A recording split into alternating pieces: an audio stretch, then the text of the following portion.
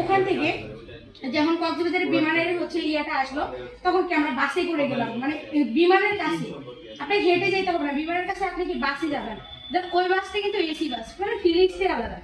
আপনি যে বাসের ভিতরে যে মানে এসি আছে, আপনি চলে গেছে রিয়েলাইজ করবেন।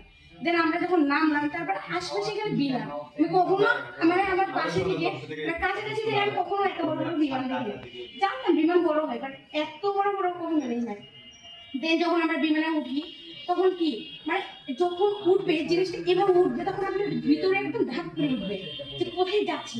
তারপর যখন আপনার একদম সমতল ভূমিতে চলে আসবে, তখন মনে হবে কি বিমান একদম মানে আপনার মানে বিমান চলতেছে না, একদম থেমে আছে। আমি আবার বসকে বলি যে বস বিমান কি চলছে, বলছে এখন মানে সব থেকে বেশি গতিতে চলছে সমতলে।